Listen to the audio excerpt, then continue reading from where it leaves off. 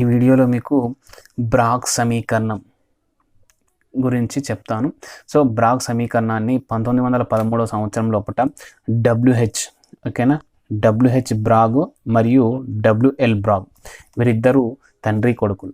ఓకేనా, వీళ్ళిద్దరు తండ్రి కొడుకులు 1913 సంవత్సరంలో బ్రాగ్ సమీకరణాన్ని ఉత్పాదించారు. సో ఈ బ్రాగ్ సమీకరణం యొక్క ఉపయోగం ఏంటంటే మామూలుగా స్ఫటికంలో ఉన్నటువంటి పొరల మధ్య ఉన్నటువంటి దూరాన్ని కనుక్కోవడానికి యూస్ చేస్తారు.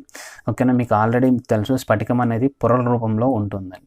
సో ఈయన ఏం చేశాడంటే ఫస్ట్ ఎక్స్రే కిరణం, ఓకేనా, ఎక్స్రే రేస్ని తీసుకున్నాడు. వాటి యొక్క తరంగధైర్యాన్ని ఏమన్నాడంటే లాంబ్డా తరంగధైర్యం అన్నాడు. ఓకేనా, లాంబ్డా తరంగధైర్యం కలిగి ఉన్నటువంటి ఎక్స్రే కిరణంను ఏం చేశాడు, స్ఫటికం పైన పతనం చెందించాడు. అయితే ఈయన ఏం చెప్తున్నాడంటే మామూలుగా అది ఎంత కోణంతో పతనం చెందిందో అంతే కోణంతో వెళ్ళిపోయింది, అంటే వివర్తనం చెందింది అని చెప్తున్నాడు.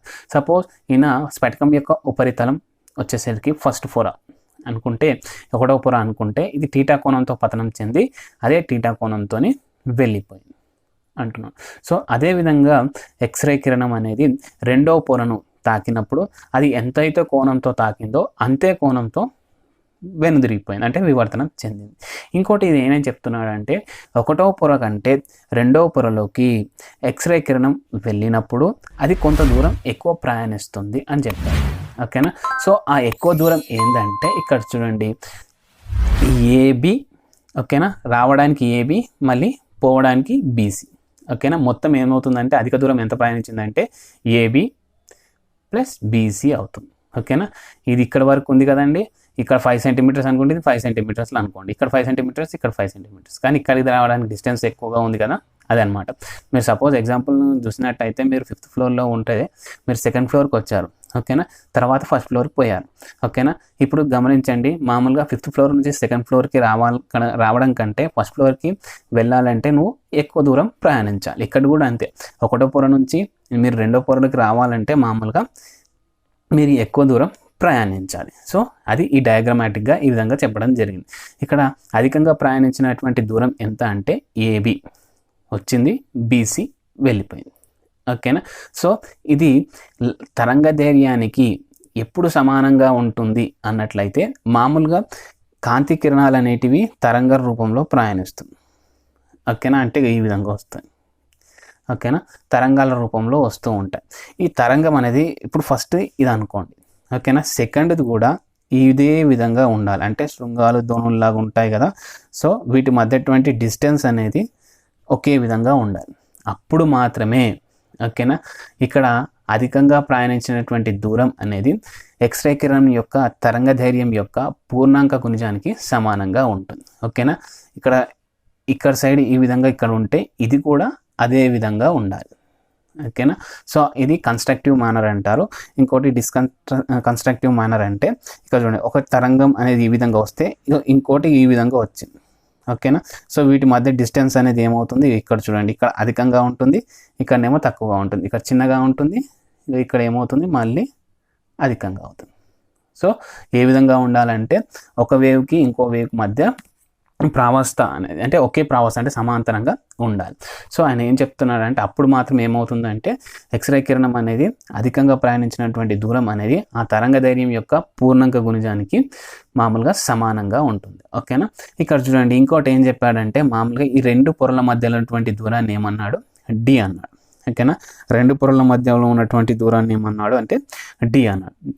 దీన్ని బేస్ చేసుకొని మామూలుగా ఇక్కడ చూడండి AB plus BC equal to N lambda, దీని సమీకరణం 1గా తీసుకున్నాడు. ఓకేనా, అది ఎక్స్రే కిరణం అధికంగా ప్రయాణించినటువంటి దూరం ఈక్వల్ టు మామూలుగా ఎక్స్రే కిరణం యొక్క తరంగధైర్యం. ఓకేనా, దీని సమీకరణం 1గా తీసుకున్నాడు. సో ఇక్కడ మామూలుగా డయాగ్రామ్ పరిశీలించినట్టయితే ఇక్కడ మీకు రెండు రకాలైనటువంటి లంబకోణ త్రిభుజాలు ఏర్పడతాయి. ఇక్కడ చూడండి ZAB.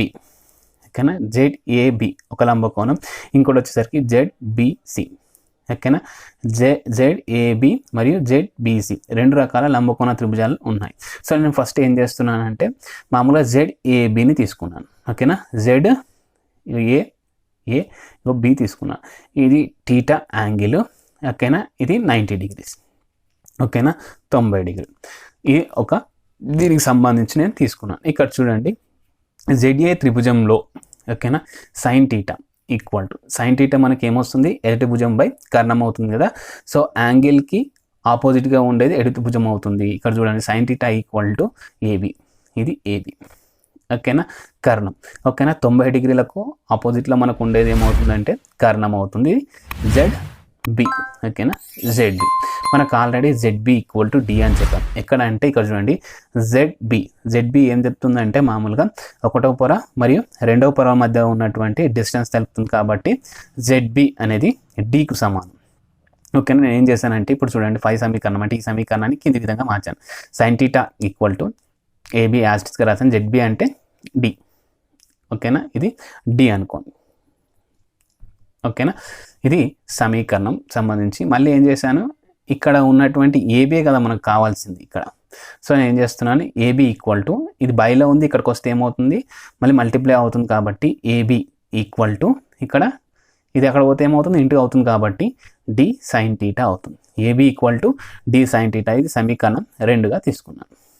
ఓకేనా, నెక్స్ట్ మనకు ఇంకోటి ఉంది కదా లంబకోణ త్రిభుజం. ఇక్కడ వచ్చేసరికి ఏమవుతుంది ZBC. ఓకేనా, ఇక్కడ యాంగిల్ చూడండి, ఇది చూడండి యాంగిల్. ఓకేనా, చూడండి ZCB. ఓకేనా, ZCB. ఇక్కడ వచ్చేసరికి C అనేది 90 డిగ్రీస్, Z దగ్గర ఉన్న టీటా యాంగిల్. సో ఇక్కడ చూడండి మామూలుగా ఇక్కడ లంబకోణ త్రిభుజం వచ్చేసరికి ZBC త్రిభుజం లోపల sine theta equal to same పై లాగా అనమాట. సైన్ టీటా ఈక్వల్ టు ఎదుటి భుజం ఏమవుతుంది అంటే ఇది దీనికి ఎదుటి భుజం ఏమవుతుంది BC ఆర్ CB ఏదన్నా వేసుకోండి. ఓకేనా, తర్వాత ఏమవుతుంది కర్ణం ZB, అంతే కదా.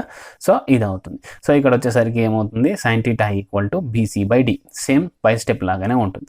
సో మళ్ళీ నేను ఏం చేస్తున్నాను అంటే మనకు ఇక్కడ ఏం కావాలి AB కావాలి అంటే ఇక్కడ వచ్చేసింది కదా, ఈ దానిలో కూడా మనకి ఏం కావాలి BC కావాలి. సో నేను ఏం చేస్తున్నాను BC కావాలి కాబట్టి ఇది ఇక్కడ పంపిస్తున్నాను. సో ఏమవుతుంది BC equal to D sin θ అవుతుంది. ఈ సమీకరణం 3గా తీసుకున్నాను.